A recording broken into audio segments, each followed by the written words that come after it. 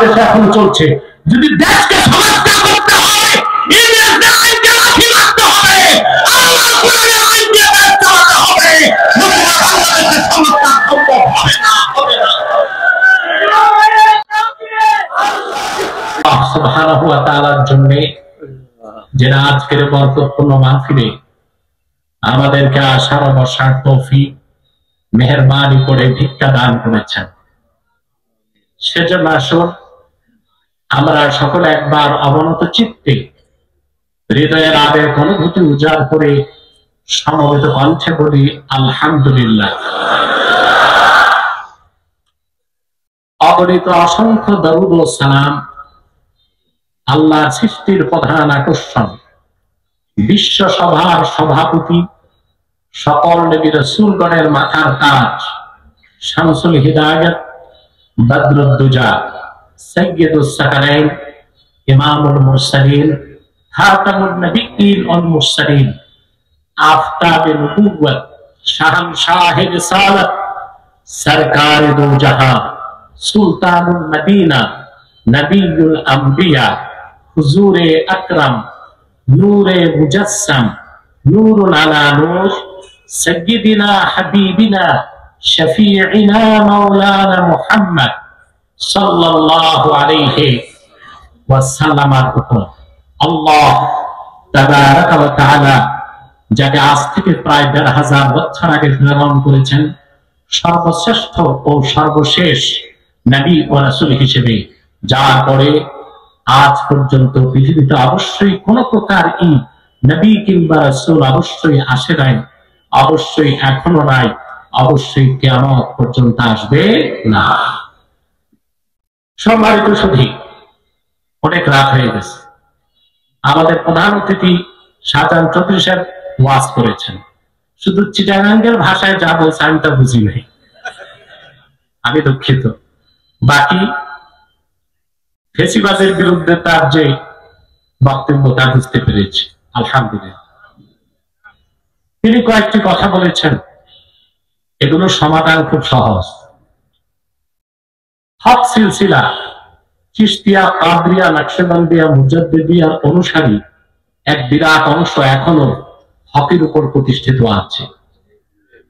যদিও বা এর পাশে তরিকত, তাসাউফ, মারিফতের নামে অনেক ভণ্ড পীর মাইরের পথ বের করেছে, তাদের সাথে আমাদের কোনো আপোষ নাই।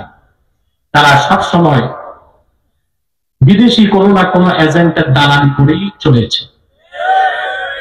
রাসূল কারীম সাল্লাল্লাহু আলাইহি সাল্লাম ১৫০০ বছর আগে এই উম্মতের জন্য সুসংবাদ দিয়েছেন। সহিহ মুসলিমের হাদিস, লা তাজালু তাইফাতুম মিন উম্মতি যাহিরিন আলাল হক লা ইয়াদুররুহুম মান খাযালাহুম হাত্তা ইয়াতিয়া আমরুল্লাহি ওয়া হুম কাযালিক। আমার উম্মতের একটি দল কিয়ামত পর্যন্ত হকের উপর প্রতিষ্ঠিত থাকবে। সুবহানাল্লাহ। হিংসুকের হিংসা, নিন্দুকের নিন্দা, অত্যাচারীর অত্যাচার তাদেরকে হকের উপর থেকে এক চুল বিচ্যুত করতে পারবে না। এই অবস্থায় কিয়ামত চলে আসবে। এই যে তায়েফা, যে দলটি কিয়ামত পর্যন্ত হকের উপর থাকবে, এই দল কোনটি? মুহাদ্দিসের শব্দ বক্তব্য মিলানে দেখা যায়, প্রথম হচ্ছে তারা মুকাতিলুনা ফি সাবিলিল্লাহ, আল্লাহর পথে যারা জিহাদ করে। দ্বিতীয় হচ্ছে মুহাদ্দিসুন, তৃতীয় হচ্ছে উমারা, সত্যপন্থী নেতা, ৪ নম্বর হচ্ছে ফুকাহা, ৫ নম্বর হচ্ছে মুতাসাউফিফুন, যারা আল্লাহর পথে জিহাদ করে, যারা সত্যের পথে নেতৃত্ব দেন, যারা মুহাদ্দিস, যারা ফকিহ এবং তরিকত তাসাউফ যারা চর্চা করে। তাহলে বোঝা যাচ্ছে কিয়ামত তক তরিকত তাসাউফের পূর্ণাঙ্গ অনুসরণে হকপন্থী পীর মাশায়েখরাও দ্বীনের খেদমত করে যাবে, ঠিক না? এই জন্য আমাদের স্লোগান হচ্ছে মাসলাক যার যার, দ্বীন ইসলাম সবার। বাংলাদেশে যে অনৈক্য, এই অনৈক্যটাকে দূর করা যায় সবচেয়ে উত্তম পদ্ধতি হচ্ছে সংলাপের মাধ্যমে। কাছাকাছি আসলে নিজেদের মধ্যে আলোচনা সংলাপের মাধ্যমে দূরত্ব কমানো যায়। আমার মনে হয় সব পক্ষ যদি আমরা উদারভাবে এই দিকটি চিন্তা করি, তাহলে বাংলাদেশে ইস্পাত কঠিন একটি ঐক্য গঠন করা সম্ভব হবে।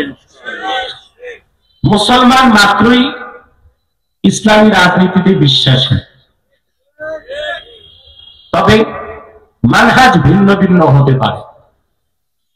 যেমন সকল উলামা একমত আসিয়াসিয়াতুল ইসলামিয়া জুজউল ইসলাম আল্লাতী লা ইয়াতাজাজ্জাউ, ইসলামী রাজনীতি ইসলামের অংশ, ইসলাম থেকে এটাকে আলাদা করা যাবে না। যাবে তো প্রতিটি মানুষ ইসলামী রাজনীতিকে বিশ্বাস করতে হবে, ইসলামী রাষ্ট্র প্রতিষ্ঠিত করার আন্দোলনে থাকতে হবে, কিন্তু মানহাজটা কি হয় ভিন্ন ভিন্ন। যেমন আমি খেলাফায় বিশ্বাসী, কিসে?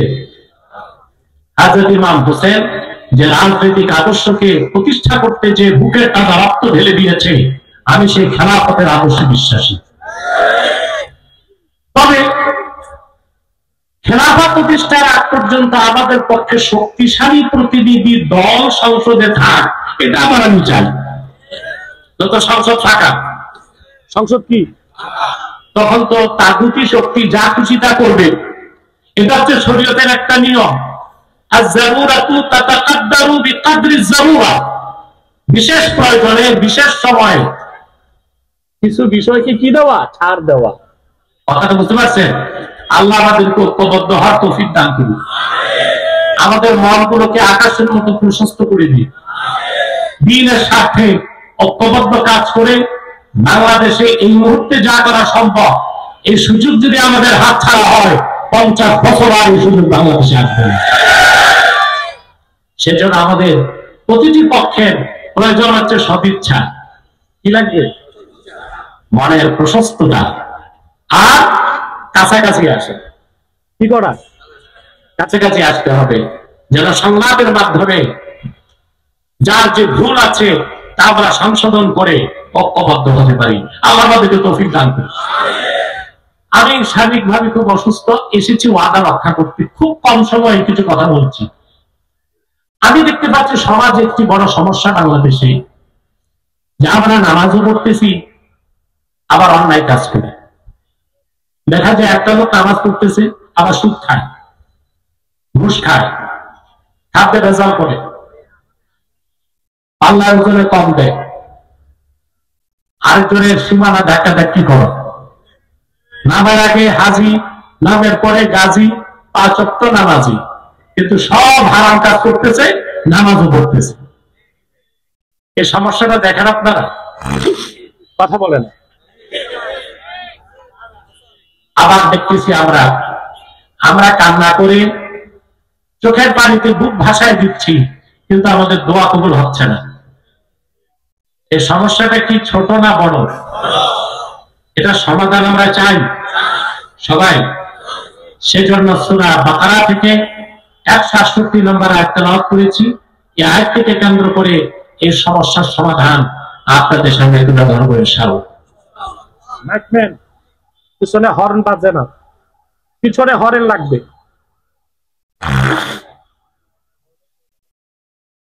ভূমিকাতে একটি কথা বলবো।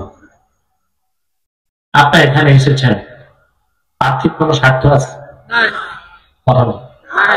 আর্থিক, পার্থিব, রাজনৈতিক? আমরা এসেছি আল্লাহ তার হাবিবের রেজামান্দি হাসিল করতে, ঠিক না ভাই? অনেকেই তো না খেয়ে বসে আছেন, ক্ষুধাও তো লাগছে। কমিটির পক্ষ থেকে এত মানুষকে তো আপ্যায়নের ব্যবস্থাও নাই। এটা মনে রাখবেন। মুহাক্কিকগণ বলেন খাদ্য 2 প্রকার। আম্মাল গাযাউ ফাহুয়া নাওয়ান, খাদ্য 2 প্রকার। গাযাউন তাকুমু বিহিল আবদান, এক প্রকার খাদ্য যা খেলে স্বাস্থ্য ঠিক থাকে। ওয়া গাযাউন তাকুমু বিহিল আরওয়াহ, আরেক প্রকার খাদ্য যা গ্রহণ করলে রূহটা শক্তিশালী হয়। আল্লাহ রাব্বুল আলামিন মানুষের দেহটা তৈরি করেছেন মাটির সামনের জাজ থেকে সেজন্য দেহের সব খাদ্য আসে মাটি থেকে, চাল ডাল গম শাকসবজি ফল ফলাদি সবই আছে মাটি থেকে, কিন্তু মানুষের রুহটা এসেছে আসমান থেকে, রুহের খোরাকটা এসেছে আসমান থেকে। ঠিক না? আমরা আজকে এখানে বসেছি গেজায় রূহ, রুহের খোরাক গ্রহণ করার জন্য। আল্লাহ যেন কবুল করেন, বলুন আল্লাহুম্মা। আপনারা যে গভীর রাতও বসে আছেন, শয়তান কিন্তু বেজার, শয়তানের চালাচামুন্ডাও বেজার। এখন অবশ্য শয়তানের চালাচামুন্ডার সংখ্যা কমছে। আগে তো তাফসীর মাহফিল নাম শুনলেই তাদের কলিজায় আগুন জ্বলতো। শর্ত দিত 34টা, যেন বিরক্ত হয়ে মানুষ তাফসীর মাহফিল করা বাদ দেয়। কিন্তু ওরা জানতো না যে দেশের মানুষ আল্লাহর কোরআনের জন্য বুকের রক্ত ঢেলে দিতে জানে, হাজার শর্ত দিয়ে কোরআনের মাহফিল থেকে তাদের দূরে সরানো যাবে না। শয়তানের চালাচামুন্ডা যে একদম নাই তা মনে করেন না, এখনো আছে। ঠিক না? আমরা কি ন্যায় বিরোধ করে শয়তানের নাপাক দলে একটা চোখের হাত করতে পারি? সবাই মুনাফিকি করবেন না তো? আমরা নিয়োগ করছি কিছুক্ষণ পরে আজকের গুনাহগার করে গুনাহ মাফ করে নিষ্পাপ বেহেশতি আল্লাহ হয়ে বাড়ি যেতে চায়। কারা কারা হাত তুলে আল্লাহ তাআলাকে দেখা?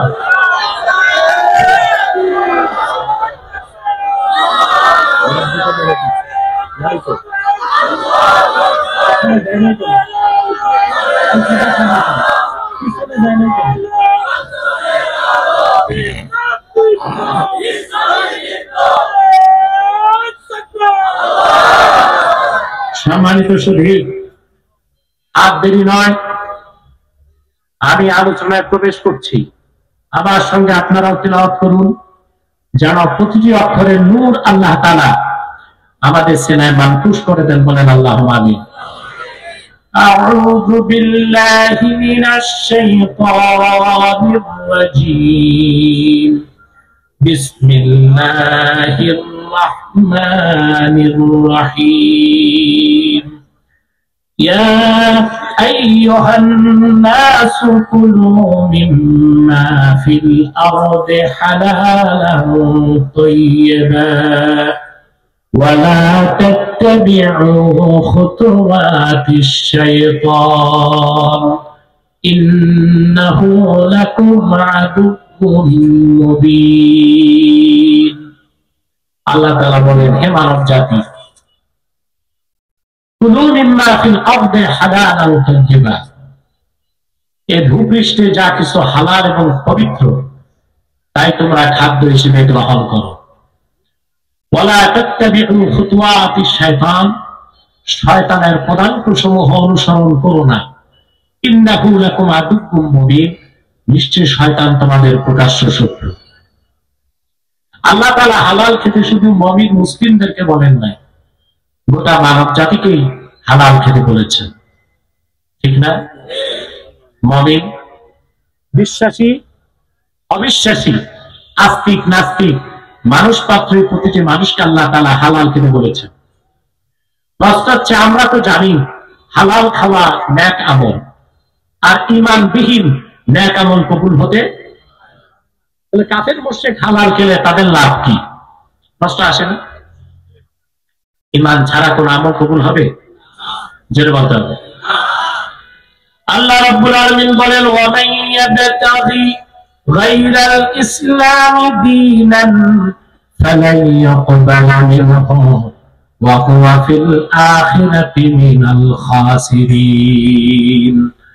আর যে ব্যক্তি মুহাম্মদ সাল্লাল্লাহু আলাইহি ওয়াসাল্লামের আনিত দ্বীন ইসলামকে বিশ্বাস করবে না, ঈমান আনবে না, তার নামাজ, তার রোজা, তার হজ, তার যাকাত কোন একটা আমল আল্লাহর কাছে গৃহীত হবে না, বরং কাল কিয়ামতের দিন সে ক্ষতিগ্রস্তদের কাতারে শামিল হয়ে যাবে।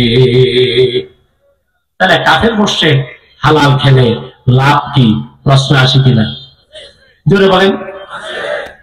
জবাব হচ্ছে, প্রতিটি হারাম খাদ্যের কুপ্রভাব মানুষের 3 জায়গায় বিস্তার লাভ করে। দেহে, মনে, মানসিকতায়। দেহে, মনে, মানসিকতায়। আল্লাহ কিন্তু কোন কুখাদ্যকে মানুষের রিজিক বানান নাই, সব দামি জিনিসকে রিজিক বানাইছে। মানুষ তার কুরুচির কারণে শয়তানের প্ররোচনায় কুখাদ্যগুলোকে খাদ্য বানাইছে। শুকরের গোশত, কুকুরের গোশত, সাপ, বিচ্ছু, এগুলো পৃথিবীতে খায় মিলিয়ন মিলিয়ন মানুষ আছে না? কথা বলে না। কিন্তু আল্লাহ এগুলোকে খাদ্য বানান না, এগুলো মানুষ বানাইছে। আল্লাহ যা খাদ্য বানাইছেন আল্লাহ কিন্তু বৈষম্য করেন নাই। বৃষ্টির পানি দেন, মুসলিমরাও পায়, অমুসলিমরাও। অক্সিজেন, এটা আল্লাহ ভাগ করছেন? জোরে বলেন। আমরা যেটা নেই অমুসলিমরাও। ঠিক আল্লাহ তাআলা গোটা মানব জাতির জন্য উত্তম জিনিসগুলোকে, হালাল জিনিসগুলোকে রিজিক বানাইছেন। আল্লাহ রাব্বুল আলামিন বলেন, ওয়ালাকাদ কাররামনা বানি আদম ওয়া হামালনাহুম ফিল বাররি ওয়াল বাহরি ওয়া রাযাকনাহুম মিনাত তাইয়্যিবাত। আল্লাহ রাব্বুল আলামিন বলেন, মানব জাতিকে আমি সম্মানিত করেছি, জল এবং স্থলে কর্তৃত্ব দিয়েছি, আর সবচেয়ে দামি জিনিসগুলোকে, পবিত্র জিনিসগুলোকে তাদের জন্য রিজিক বানায় দিছি। তো রিজিকের ক্ষেত্রে আল্লাহ কোনো বৈষম্য? আল্লাহ রহমান। সাউন্ডের এই অবস্থা কেন? পিছনে হরেন চলে না? মাইকম্যান, পিছনে হরেন লাগবে তো, আওয়াজ লাগবে তো। ভিতরে স্পিকার দিয়ে রাখছো, মাইক লাগবে পিছন থেকে, সাউন্ড বাড়াও। আল্লাহ তাআলা রিজিকের ক্ষেত্রে কোন বৈষম্য করছেন? বলেন। কারণ তিনি রহমান। রহমান মানে হচ্ছে সবার জন্য যার দয়ার দরজা। সুবহানাল্লাহ। তো হারাম খাদ্যগুলোকে রিজিক মানুষ নিজেরা বানাইছে। আর প্রতিটি হারাম খাদ্যের কুপ্রভাব কয় জায়গায় প্রভাব বিস্তার করে? মনে, দেহে, মানসিকতায়। যেমন শুকর খাওয়া কি? প্রাণী জগতের সবচেয়ে ইতর আর নির্লজ্জ প্রাণী হচ্ছে শুকর। শুকরের মধ্যে কোন লজ্জা শরম? অন্যান্য প্রাণীর মধ্যে ফ্যামিলি স্ট্রাকচার আছে। একটা পুরুষ হাতি নির্দিষ্ট একটা মহিলা হাতির কাছে যায়, একটা বাঘ নির্ধারিত একটি বাঘিনীর কাছে যায়। শুকরের কোন বাজ বিচার, ওরা অবাধ যাতায়াত করে, ফিজিক্যাল রিলেশন করে। এই জন্য শুকরের বস্তু যে মানুষগুলো বেশি খায় তাদের এই নির্লজ্জের প্রভাব চরিত্রে প্রভাব বিস্তার করে। এরা বেশরম হয়, বেহায়া হয়। যেমন ইউরোপ আমেরিকাতেও অমুসলিমদের মধ্যে কোন ফ্যামিলি স্ট্রাকচার, ভাই বোন ফিজিক্যাল রিলেশন করে, বাবা মেয়ে ফিজিক্যাল রিলেশন করে, মেয়ে বাবা ফিজিক্যাল রিলেশন করে, মা ছেলে ফিজিক্যাল রিলেশন করে। ইউরোপ আমেরিকায় অমুসলিম কমিউনিটিতে কোন ফ্যামিলি স্ট্রাকচার নাই। অতিমাত্রায় শুকরের গোশত খাবার কারণে এই নির্লজ্জ প্রভাবটা তাদের চরিত্রের প্রভাব বিস্তার করেছে। সাপ, সাপের চরিত্র হচ্ছে খুব দ্রুত সে তার দেহের অঙ্গভঙ্গি বদলাতে পারে। অ্যামাজন জঙ্গলে এমন বিষাক্ত সাপ আছে, সেকেন্ডে 7 বার ছবল দিতে পারে। ইউরোপ আমেরিকায় যারা ব্রেক ড্যান্সার, দ্রুত তাদের শরীরের পরিবর্তন আনার জন্য প্রচুর পরিমাণ সাপের গোশত খায়, তাজা রক্ত খায়। তার মানে হচ্ছে প্রতিটি হারাম খাদ্যের কুপ্রভাব কয় জায়গায় পড়ে? দেহে, মনে, মানসিকতা। সেজন্য আল্লাহ রাব্বুল আলামিন শুধু মুমিনদেরকে হালাল খেতে বলেন নাই, তিনি অমর নির্দেশ করেছেন, ইয়া আইয়ুহান নাসু কুলু মিম্মা ফিল আরদি হালালান তাইয়্যিবা। হে মানব জাতি, ভূপৃষ্ঠে যা কিছু হালাল আছে, পবিত্র আছে, সেটাই খাদ্য হিসেবে গ্রহণ করো। মুমিন মুসলিমরা হালাল খাদ্য গ্রহণ করলে তাদের ইবাদত কবুল হবে, পরকালে নাজাত পাবে, আল্লাহর জান্নাত পাবে। অমুসলিমরা যদি আল্লাহর নির্দেশটা মানে পরকালে তাদের কোনো মুক্তি নাই, কোনো নাজাত নাই। দুনিয়ায় তারা সুস্থ থাকতে পারবে, মনটা ভালো থাকবে, মেজাজটা ভালো থাকবে। এই জন্য আল্লাহ তাআলা কাফের মুশরিক অমুসলিমদেরকেও হালাল খেতে বলেছেন। এখন অমুসলিমদেরকে যেখানে আল্লাহর নির্দেশ হালাল খাও, মুসলিম হিসেবে সে হালাল খাওয়ার গুরুত্ব আপনার জীবনে কত বেশি? কথা বলেন। এই আয়াতের তাফসীর করতে যে ইমাম কুরতুবী একটা মত উল্লেখ করেছেন, আন-নাজাতু ফি সালাসাতিন আকলিল হালাল ওয়া আদাইল ফারাইজ ওয়া ইক্তিদাই বিন নবী সাল্লাল্লাহু আলাইহি ওয়াসাল্লাম। তিনটি কাজের মধ্যে আল্লাহ তাআলা বান্দার নাজাত রেখেছেন। তার প্রথমটাই হচ্ছে হালাল খাওয়া, দুই নাম্বার হচ্ছে আদাইল ফারাইজ, ফরজগুলোকে আদায় করা, তিন নাম্বার হচ্ছে ওয়াল ইক্তিদাই বিন নবী সাল্লাল্লাহু আলাইহি ওয়াসাল্লাম, জীবনের সকল ক্ষেত্রে আল্লাহর হাবিব মুহাম্মদ সাল্লাল্লাহু আলাইহি ওয়াসাল্লামের সুন্নতের অনুসরণ করতে হবে। নাজাত কয়টা কাজে? অনেক তাহাজ্জুদ করলে নাজাত এমন কথা নাই, অনেক তাসবিহ পড়লে নাজাত এমন কথা নাই। তিনটা কাজের মধ্যেই নাজাত।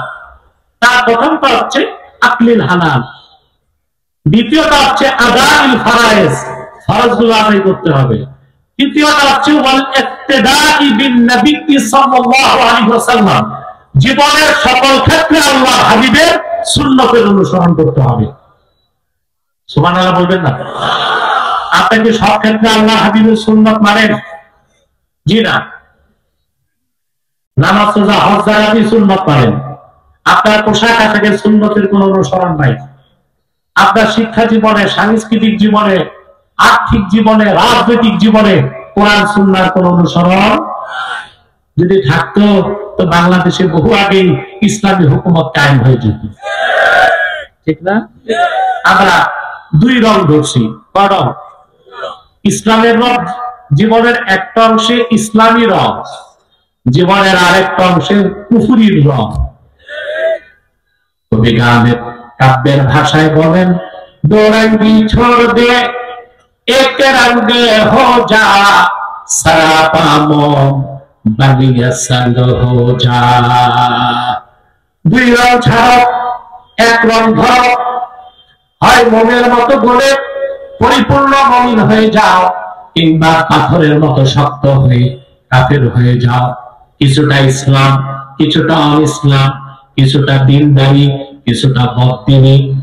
জীবনের একটা অংশে ইসলামের অনুসরণ, আর একটা অংশে পশ্চিমাদের রং ধারণ। এটা মুমিনের চরিত্র নয়, এটা মুনাফিকের চরিত্র। আমাদের দেশে কিন্তু অনেক মানুষ আছে নামাজ রোজা করতেছে, আবার পশ্চিমা দুনিয়ার আদর্শকে দাঁত দিয়ে কামড়ায় ধরছে। ঠিকঠাক বুঝে বললেন না, না বুঝেই বলছেন। 1947 সালে ইংরেজদেরকে আমরা বিতাড়িত করেছি, কিন্তু ইংরেজদের শিক্ষা, সভ্যতা, আইনকে আমরা আজকে 80 বছরও ছাড়তে পারি নাই, দাঁত দিয়ে কামড়ায় ধরে রাখছি। ঠিক না? কথা বলেন। আমাদের মধ্যে অনেকে এখন চাচ্ছে মডারেট মুসলিম হতে, অর্থাৎ ইসলামও মানবো আর যতটুকু পারা যায় পশ্চিমাদের সভ্যতাও মানবো। এটা কি ইসলামী চরিত্র না মুনাফিকি চরিত্র? এটা ইসলামী চরিত্র না মুনাফিকি চরিত্র? জীবনের সকল ক্ষেত্রে রাসূলের মাকবুল সাল্লাল্লাহু আলাইহি সাল্লামের সুন্নতের অনুসরণের বাইরে দুনিয়াতেও ইজ্জত নাই, সম্মান নাই, কল্যাণ নাই, পরকালে মুক্তি হয়। কয়টা কাজে না যা জেনে বলতে হবে। বাস এতটুকু বলে রাখলেই মাফিল সার্থক। কয়টা কাজে না যা? আকলিল হালাল ওয়া আদাইল ফারাইজ ওয়া ইক্তিদাই বিন নবী সাল্লাল্লাহু আলাইহি ওয়াসাল্লাম। কথা হচ্ছে হালাল খাওয়া, দুই নাম্বার হচ্ছে ফরজগুলো সব মানতে হবে, তিন নাম্বার আল্লাহ হাবিবের সুন্নতের অনুসরণ করতে হবে জীবনের সকল। আমাদের রাজনীতি কি সুন্নত তরিকায় হয়? কথা বলে এই ক্ষেত্রে আমরা রেজাল্ট করে ফেলছি। কি করে ফেলছি? আমাদের লেনদেন কি সুন্নত তরিকা? আমাদের দেশের আইন কোনটা? ইংরেজরা 196 বছর আগে যে আইন করে দিয়ে গেছে, বস্তা কথা ত্রুটিপূর্ণ আইন আমার দেশে এখন চলছে। যদি দেশকে সংস্কার করতে হয়, ইংরেজদের আইনকে লাঠি মারতে হবে, আল্লাহর কোরআনের আইন দিয়ে দেশ চালাতে হবে। বাংলাদেশের সংস্কার সম্ভব হবে না, হবে না।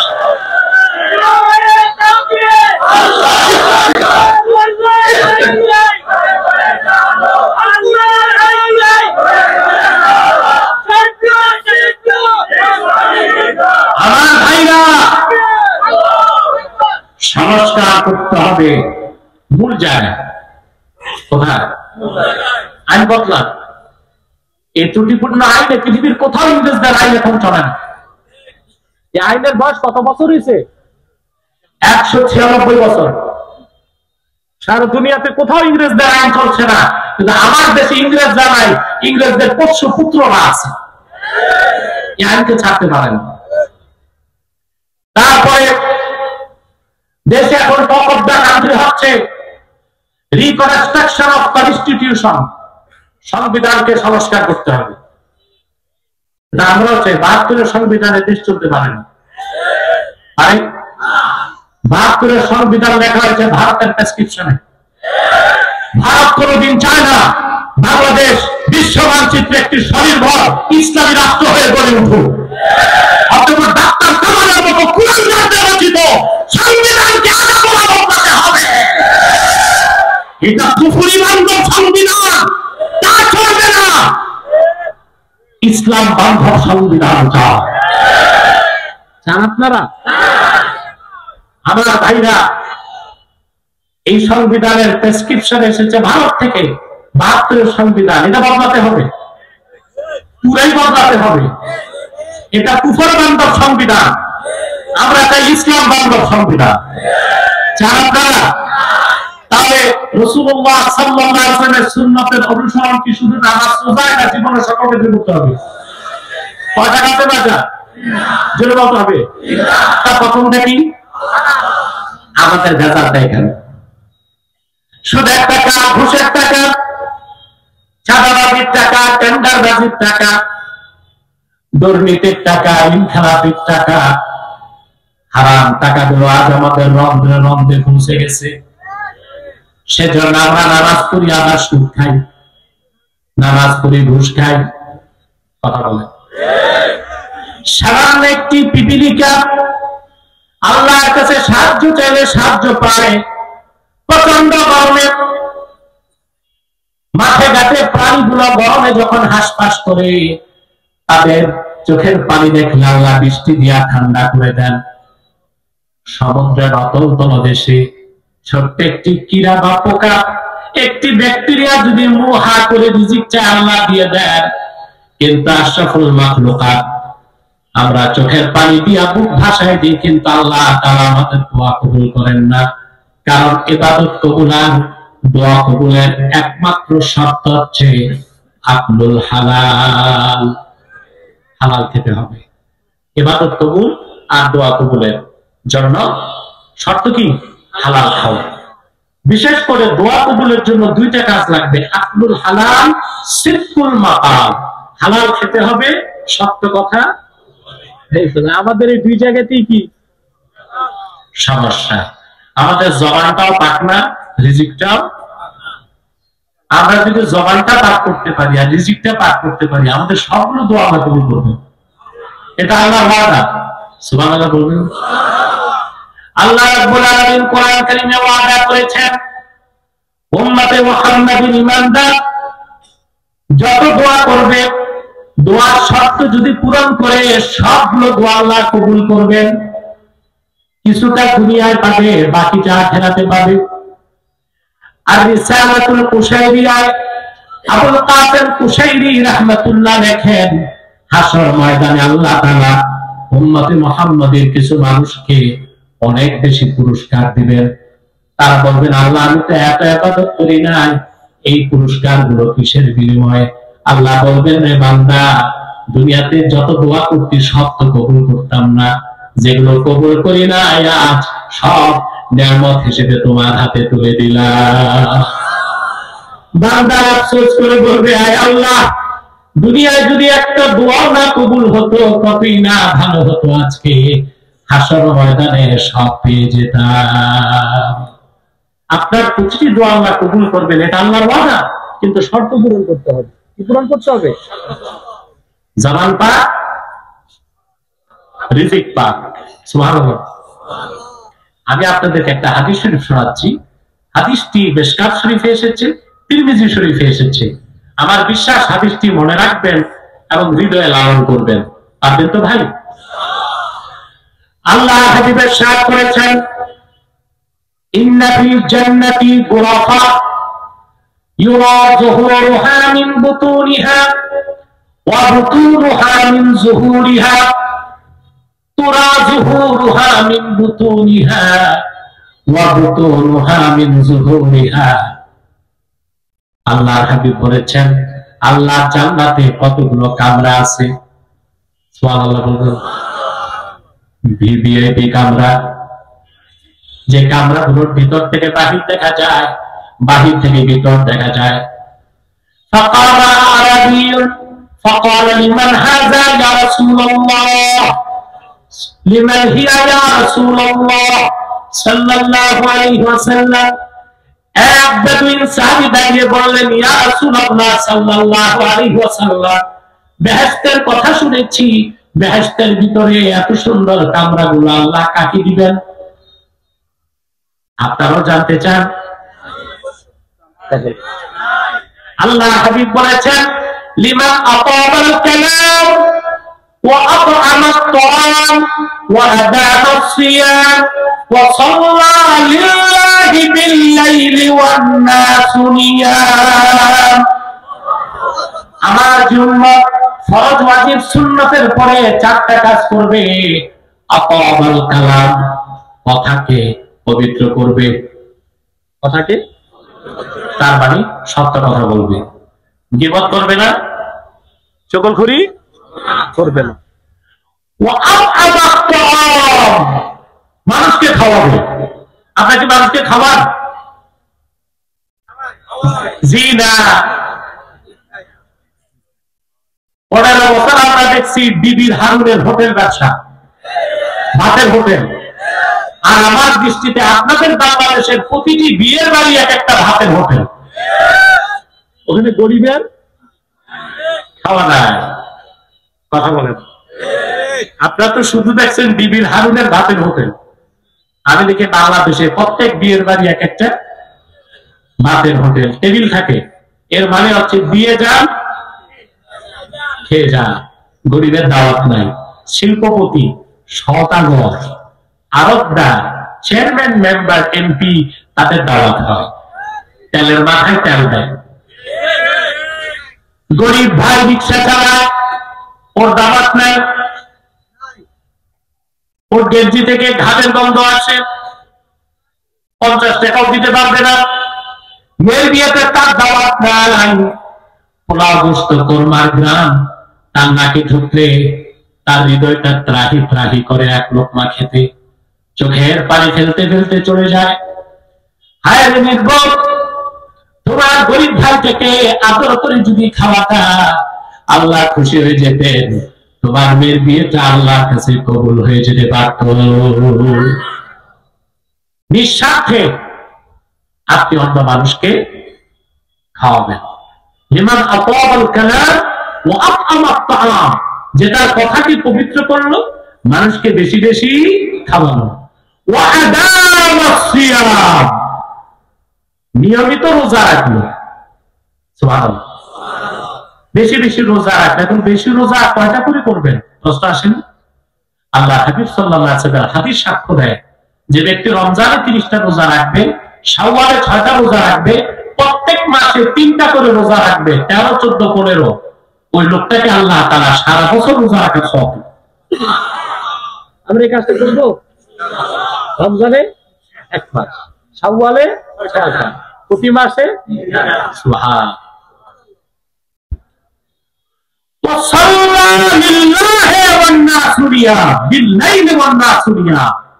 আর নামাজ পড়লো তখন আল্লাহর জন্য রাতে, যখন ঘুমায় থাকলো সবাই। ওই নামাজটার নাম কি?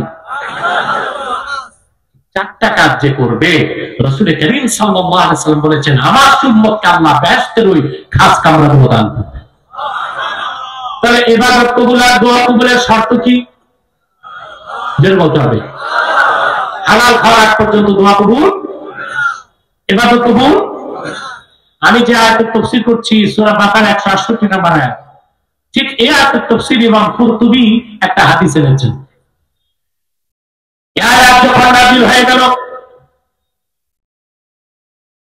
قال سعد بن ابي وقاص رضي الله تعالى عنه فقال يا رسول الله صلى الله عليه وسلم ادعو الله ان يجعلني مستجاب الدعوه।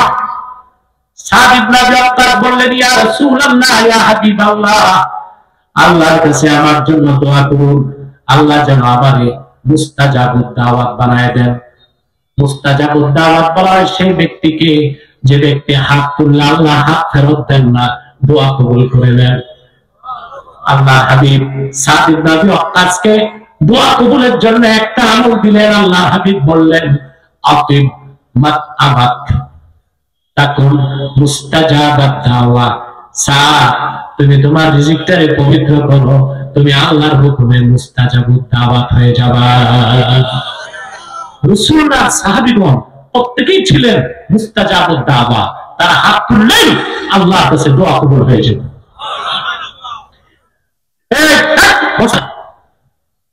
এখন আসতেছো, তার ভিতরে ঢুকে বসে যাও, এগুলো ঘুমায় টুমায় খায়া হয়ে যাইছে। আর কিছু সময় কষ্ট হবে, আমরা বুঝতেছি বিষয়টা, কথাগুলো কানে ঢুকতেছে, হৃদয়ে লালন হচ্ছে। আল্লাহ সূরাতুর রহমানের তাফসীরে ইমাম রাজি তাফসীর কবীরে একটা হাদিস উল্লেখ করেছে। রাসূল করিম সাল্লাল্লাহু আলাইহি ওয়াসাল্লামের জলিলুল কদর সাহাবী যায়েদ ইবনে হারেসা রাদিয়াল্লাহু তাআলা নাম শুনছেন? সাহাবীদের মধ্যে সবচেয়ে সর্বশ্রেষ্ঠ কে ছিলেন? যার বলতে হবে আবু বকর সিদ্দিক রাদিয়াল্লাহু তাআলা, ঠিক না? মাদ্রাসার ছাত্র, ছোট বাচ্চা, হ্যাঁ ঠিক আছে, তোমরা যাও নতুবা বসো, ওদের ঘুমানোর টাইম হয়ে গেছে। এদের শিক্ষক কই, ওস্তাদ কই? ওস্তাদ তো ইশারা দিছে, নইলে একসাথে তো সব উঠে না। এদের ঠাকুর কই? এই ঠাকুর বুঝলো না, এই ছোট ছোট বাচ্চা উঠতে ডিস্টার্ব হয়, আর 10-15 মিনিট বসলেই তো হয়। বুঝলেন? আমি তোমাদের ঠাকুরের ঠাকুর, বস, গুণাচক করে যাবো, সব বসো। তোমাদের ঠাকুর এখন বসে থাকবে ইনশাআল্লাহ, চাইতে দিবেন। মাশাআল্লাহ মাশাআল্লাহ, সবগুলোর বয়স 7 বছর 6 বছর। হাত দেব, আমার তো মনে হয় আমরা যখন হাত তুলবো এদের কারো দোয়াই আল্লাহ কবুল করবে। মানে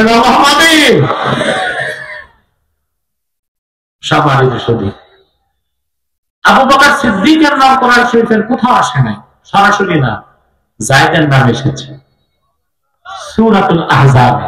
সুবহানাল্লাহ। যায়েদ রাদিয়াল্লাহু তাআলা আনহু মক্কা থেকে তায়েফে যাচ্ছেন, ওনার সঙ্গী ছিল মুনাফিক। কি ছিল? আপনারা মুনাফিক ছিলেন? জি না, আনতেছি। মুনাফিক 2 প্রকার। এক প্রকার হচ্ছে কাফের মুনাফিক, আরেক প্রকার হচ্ছে ফাসিক মুনাফিক। আম্মাল মুনাফিকুল কাফির ফাহুয়া আল্লাযী আবতানাল কুফরা ওয়া আযহারাল ইসলাম। কাফের মুনাফিক সেই ব্যক্তি যে ভিতরে কুফরি রাখে, বাইরে ইসলামকে দেখায়, এরা কাফের মুনাফিক। আরেক প্রকার মুনাফিক, লোকটা মুসলিম কিন্তু চরিত্রটা মুনাফিকের মতো। এ হচ্ছে ফাসেক মুনাফিক। বাংলাদেশে কোন মুনাফিক বেশি? সত্য বলেন। ফাসেক মুনাফিকের আলামত চারটা। কয়টা? আল্লাহ হাদিসে শাহ করেছেন, আরবাউন মান কুন্না ফীহি কানা মুনাফিকান খালিসা। চারটি খাসলত যার মধ্যে একত্রিত হবে সে লোকটা নির্ভেজাল মুনাফিক। চারটার একটা যদি থাকে মনে করতে হবে তার মধ্যে মুনাফিকি রয়ে গেছে। হাত্তা ইয়াদাহা, যতক্ষণ সে তা ছেড়ে না দেয়। কয়টা খাসলত? মুসলমানের মধ্যে এই চারটা খাসলত পাওয়া গেলে সে কি? কোন মুনাফিক? কাফের মুনাফিক না, ফাসিক মুনাফিক। ইযা তুমিনা খানা ওয়া ইযা হাদাসা কাযাবা ওয়া ইযা আহাদা গাদা ওয়া ইযা খাসামা ফাজা। যখন তাকে আমানতদার বানানো হয় সে খেয়ানত করে, যখন কথা বলে মিথ্যা বলে, যখন ওয়াদা করে ওয়াদা বরখেলাফ করে, আর যখন ডিবেট করে বিতর্ক করে একজন আরেকজনকে অশ্লীল ভাষায় গালিগালাজ করে। কয়টা? আমানতদার বানানো হলে কি করে? কথা বললে, ওয়াদা করলে, বিতর্ক করলে। আপনাদের যদি ভয় না থাকে তাহলে বলবেন এই চারটা খাসলত অতিমাত্রায় বাংলাদেশে কোন শ্রেণীর মধ্যে পাওয়া যায়? রাজনীতিবিদ, পলিটিশিয়ানদের মধ্যে। যখনই তারা আমানতদার বানানো হয় খেয়ানত করে। সংসদে যেদিন ঢুকে শপথ বাক্য পাঠ করে ওই দিনই তো ইমানটা নষ্ট হয়। শপথ বাক্যে বলে আমি বাংলাদেশের প্রতি অকৃত্রিম বিশ্বাস ও ভালোবাসা রাখি। আরে ভাই, দেশের উপর তো ইমান আনা যায় না, ইমান আনতে হবে আল্লাহ কোরআনের উপর। দেশ কি? দেশ তো একটা জড় পদার্থ, ঠিক না? দেশের উপর ইমান আনা যায়? তো দেশের উপর ইমান আনার, মূর্তির উপর ইমান আনার পার্থক্য কি? কথা বলেন। এই জন্য বলছিলাম দেশ সংস্কার করতে হলে সংবিধান চেঞ্জ করতে হবে। এমন শপথ বাক্য এমপিদেরকে পাঠ করানো যাবে না যে শপথ বাক্য পাঠের মাধ্যমে মানুষের ইমান নষ্ট হয়ে যায়, ঠিক কিনা? শপথ বাক্য পাঠের সাথে সাথে এমপিদের ইমান কি হয়? মানে আমি বাংলাদেশের প্রতি অকৃত্রিম বিশ্বাস ও আনুগত্য পোষণ করছি। দেশের আনুগত্য হবে না কোরআন সুন্নাহর আনুগত্য হবে? তো শপথ বাক্যের এই অংশটা কি শিরক মুক্ত? কথা বলেন। এরপরে বলে আমি দেশের স্বার্থের বিরুদ্ধে কিছু করব না, দেশের সম্পদ রক্ষা করব। এমপি হওয়ার পর কি পরিমাণ চুরি করে 15 বছরে দেখছেন। এত টাকা বাংলাদেশ ঋণগ্রস্ত হয়েছে, আপনাদের প্রতি জনের মাথা পিছু ঋণ হচ্ছে 1,07,000 টাকা। কত?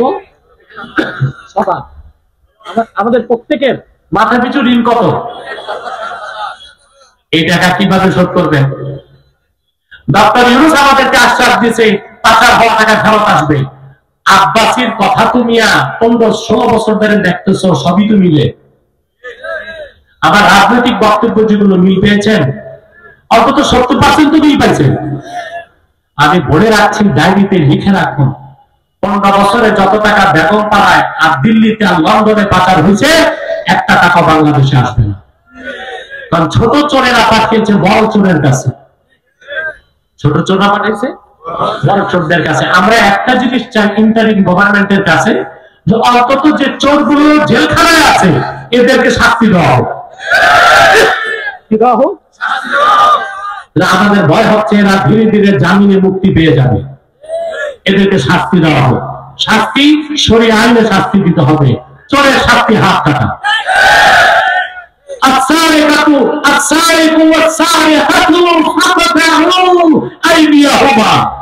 চোর হোক চোরনি হোক, কথা বলো, চোর হোক চন্ডী হোক। আমি কি বোঝাতে যাচ্ছি বুঝতেছেন? চোর হোক, চন্ডী হোক, হাত কাটুন। এখন যে চোর গুলো চুরি করছে এদের হাত কেটে দিলে ভবিষ্যতে যারা রাষ্ট্রের দায়িত্বে আসবে দুর্নীতি করার সাহস করবে। তাহলে সংস্কারটা ভাসমান সংস্কার হবে না, একেবারে স্থায়ী সংস্কার চাই। দুর্নীতিবাদদের এমন শাস্তি নির্ধারণ করতে হবে, দেশ স্বাধীনের পর থেকে আজ পর্যন্ত যারা দুর্নীতির সাথে জড়িত হয়েছে আগামী নির্বাচনে তাদের ইলেকশন করতে দেওয়া যাবে না।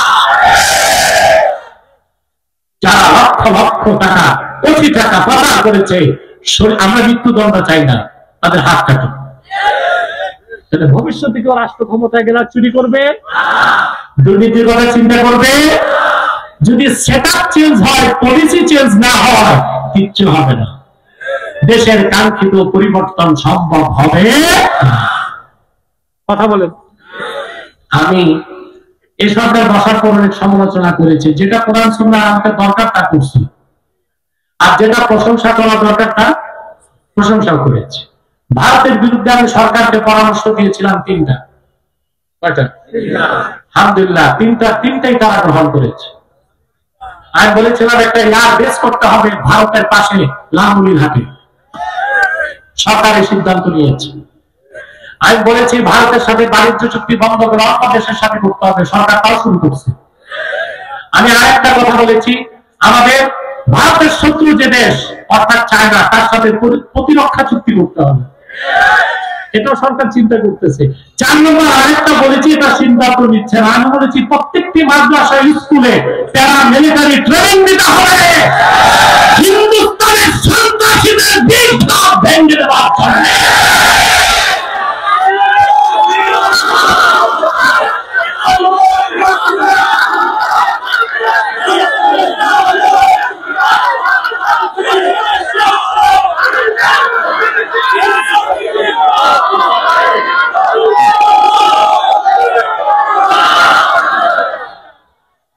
আমার ভাইরা,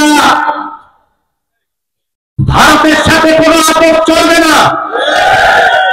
কোন দল যদি তাদের দালালি করে সেই দলকে বয়কট করতে হবে। আমাদের শত্রু। হ্যাঁ, প্রতিবেশীর সাথে সম্পর্ক রাখা যায়, কিন্তু প্রতিবেশীকে এনিমি স্টেট ঘোষণা করে সম্পর্ক করা যায়। ভারত আমাদের বন্ধু রাষ্ট্র, সে হচ্ছে আমাদের এনিমি স্টেট, শত্রু রাষ্ট্র। শত্রু রাষ্ট্র মাথায় রেখে আমরা বন্ধু সুলভ চুক্তি করতে পারি না, আমরা ব্যবসায়িক চুক্তি করতে পারি। আর ওদের সাথে আমাদের প্রতিরক্ষা চুক্তিও চলবে না।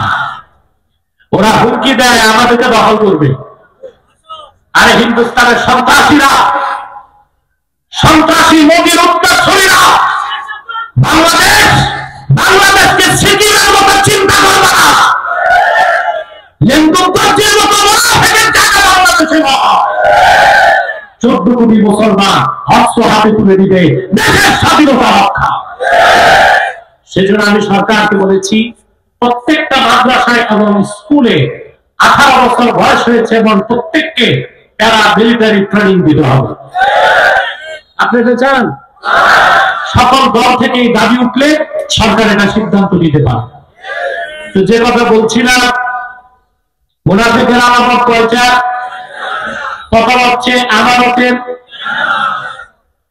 ক্ষমতায় যে শপথ বাক্য পড়েন পাঠের পরে শুরু হয় কি খেয়ানত। 2 নম্বর হচ্ছে যখন কথা বলে মিথ্যা।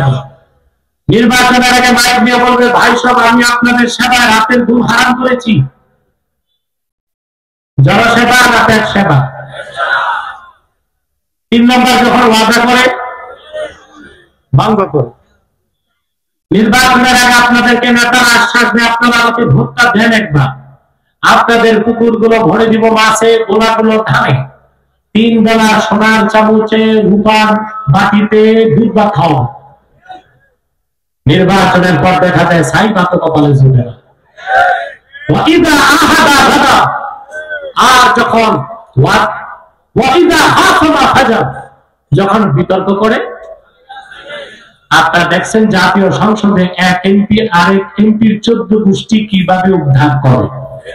তাহলে মুনাফিকের চারটা আলামত বাংলাদেশের অধিকাংশ নেতাদের মধ্যে আছে, সব নেতা না, অধিকাংশ নেতাদের মধ্যে আছে। অতএব আমাদের এখন মূল সংস্কার লাগবে নেতৃত্বে। কথা বলেন। দেশে 3 লক্ষের উপর মসজিদ আছে, 10,000 মাদ্রাসা আছে, যেখানে তাফসীর মাহফিল জনতার জনস্রোত হয়, পীর মুরিদের কোনো অভাব নাই। কিন্তু বাংলাদেশকে এখন আমরা সঠিক গন্তব্যে পৌঁছাতে পারি নাই। তার কারণ যারাই চালকের আসনে যায় ওরা মুনাফিকি করে। কি করে? কক্সবাজার থেকে একটা বাস ঢাকা যাবে, বুঝলেন, কমফোর্টেবল বাস, খুব দামি, 40 সিট। একটা উদাহরণ দিচ্ছি, সামনে 10 সিটে 10 জন বড় পীর সাহেব, তারপর 10 জন সেলিব্রিটি বক্তা, তারপর 10 জন মুহাদ্দিস, তারপর 10 জন সুফি দরবেশ। কয়জন বাসে? শুধু ড্রাইভিং সিটে বসায় দিচ্ছেন একজন ইয়াবাখোর মাতাল। বাস ঢাকা বুঝবে? কথা বলেন না, আগেই অ্যাক্সিডেন্ট হবে। তো 3 লাখ মসজিদ আছে আমাদের, 10,000 মাদ্রাসা আছে, ওয়াজ মাহফিলের অভাব নাই। এতগুলো ইসলামী রাজনীতির ব্যাপারে দল আছে, দেশকে আমরা সঠিক ট্র্যাকে উঠাতে পারছি না। তার একটাই কারণ, এই জাতি বারবার ধোঁকা খেয়েছে, প্রতারিত হয়েছে। এই জাতিকে ধোঁকা দিয়েছে 200 বছর ইংরেজরা। লক্ষ লক্ষ মুসলমানের রক্তের বিনিময়ে 1947 সালে এই দেশকে স্বাধীন করা হয়েছিল। তারপর নেতৃত্বে এসেছে যারা 24 বছর পাকিস্তানের শাসকরা এই দেশের মানুষকে ধোঁকা দিয়েছে। 1971 পরে যারা দায়িত্ব নিয়েছে, কোরআন সুন্নাহর পক্ষ নিয়ে তারা পশ্চিমাদের গোলামি করেছে, দালালি করেছে, মুনাফিকি করেছে দেশের মানুষের সাথে। অতএব দেশকে যদি প্রপার ট্র্যাক, সঠিক গন্তব্যে পৌঁছাতে হয়, অবশ্যই সংস্কার আনতে হবে নেতৃত্বে। কোথায়? মুনাফিক নেতাদেরকে ভোট। আপনি যেই দলই করেন, প্রত্যেক দলে কিছু ভালো মানুষ তো আছে। আপনি যেই দল করেন সেই দলের নেতাটাকে ভোট দেবার আগে দেখবেন সে কাফের মুশরিক মুনাফিক কিনা। যদি দেখেন কাফের মুশরিক মুনাফিক, তাকে বয়কট করুন। যদি দেখেন সে মুসলিম, তারপর দেখবেন সে নামাজ পড়ে কিনা। যদি দেখেন সে নামাজ পড়ে, তারপর দেখেন সে হালাল কামাই করে কিনা। ওই রকম নেতাকে ভোট দেন। বাংলাদেশটা একটা ইসলামিক সোসাইটিতে পরিণত হয়ে যাবে, ইসলামী সমাজ। আপনি জানেন রাষ্ট্র থেকে সমাজ বড়। কথা বলেন। আপনার রাষ্ট্রবিজ্ঞানের ছাত্র আছে এখানে 2 একজন, পলিটিক্যাল সায়েন্সের আছেন। পলিটিক্যাল সায়েন্সের একটা অথেন্টিক স্টেটমেন্ট হচ্ছে society is great than state. রাষ্ট্র থেকে সমাজ বড়। আমরা প্রত্যেক দলের মুসলমান যদি নিজ নিজ দলের ইমানদার চরিত্রবান নামাজীদেরকে আপনার যদি ভোট দেন, বাংলাদেশ ইসলামী সমাজে পরিণত হয়ে যাবে। পরবর্তী প্রজন্ম বাংলাদেশ ইসলামী রাষ্ট্র বানায় দিতে পারবে। ঠিক কিনা? সংস্কার তো ইউনূস সাহেবের হাতে না, সংস্কার তো জনগণের হাতে। আপনাদের সদিচ্ছা লাগবে, আপনাদের ঐক্যবদ্ধ হতে হবে, আপনাদেরকে সঠিক পলিসি নির্ধারণ করতে হবে। ঠিক কিনা? বাংলাদেশে কোন সমস্যা বেশি? মুনাফিক। কোন মুনাফিক বেশি? বুঝতে পারলাম। যায়েদ রাদিয়াল্লাহু তাআলা আনহু সাথে ছিল ফাসিক মুনাফিক না, কাফের মুনাফিক। তাইফের না, কাফের মুনাফিক। তাইফে যাওয়ার পর হযরত যায়েদ ঘুমায় গেছেন, পরিশ্রান্ত দেহ। সেই সুযোগে মুনাফিক হযরত যায়েদের হাত পা বেঁধে হাতে তরবারি নিয়েছে। হযরত যায়েদের চক্ষু খুলে গেল। হতবাক হয়ে তিনি বললেন, ভাই তুমি তো আমার সফরসঙ্গী, কেন তুমি আমাকে হত্যা করতে চাও? মুনাফিক হযরত যায়েদকে জবাব দিল, আমি মুসলিম না, আমি মুনাফিক। আমি কি? তোমরা যে মুনাফিক বলো, আমি সেই মুনাফিক। কখনোই আমি মুসলমান হই নাই। বলে ঠিক আছে ভাই, তুমি মুনাফিক, তা আমাকে হত্যা করতে চাও কেন? মুনাফিক কি জবাব দিয়েছে জানেন? একটা জবাব দিয়েছে, লিআন্নী আ'লামু আন্না মুহাম্মাদান সাল্লাল্লাহু আলাইহি ওয়াসাল্লাম ইউহিব্বুকা ওয়া আনা উবগিদুহু। কারণ আমি জানি মুহাম্মদ সাল্লাল্লাহু আলাইহি ওয়াসাল্লাম তোমাকে স্নেহ করেন আর আমি মুহাম্মদ সাল্লাল্লাহু আলাইহি ওয়াসাল্লামের সাথে দুশমনি রাখি, তোমাকে হত্যা করলে আল্লাহর হাবিব মুহাম্মদ সাল্লাল্লাহু আলাইহি ওয়াসাল্লাম কষ্ট পাবেন, এটাই আমার বাবার কোনো স্বার্থ আমার নাই। যুগে যুগে কাফেররা যে মুসলমানদের উপর নির্যাতন করেছে তার কারণ একটাই, মুসলমানদেরও মুসলমান হয়েছে। কথা বুঝে না?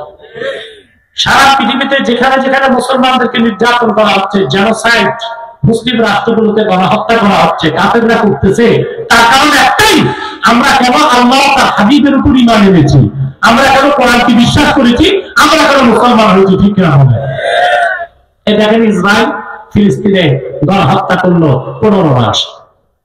কত মাস? 15 মাস হয়ে গেছে। 15 মাসে 46,000 মানুষকে হত্যা করেছে, 1,20,000 মানুষ আহত হয়েছে, আর লক্ষ লক্ষ মানুষ বাস্তুহারা হয়েছে। ইসরায়েল যা করেছে সহযোগিতা করেছে আমেরিকা, তার মুসলমানদের বিরুদ্ধে সব কাফের কি?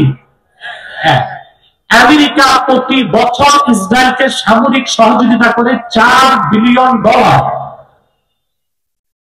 15 মাসে আমেরিকা ইসরায়েলকে ফিলিস্তিনিদের হত্যা করতে সাহায্য করেছে $2,200 কোটি। এবার আসছে আল্লাহর গজব আমেরিকার উপর, গাইবি আগুন। মার্কিনীরা আগুনের উৎস খুঁজে পায় নাই, কোথেকে পাবে? আমি তো বলি এটা জাহান্নাম থেকে আগুন আসতেছে, এমন আগুন পানি দিলে বাড়ে। এই আগুনে ফিলিস্তিনকে ফিলিস্তিনি মুসলমানদেরকে হত্যা করতে আমেরিকা 15 মাসে ইসরায়েলকে সাহায্য করেছে $2,200 কোটি।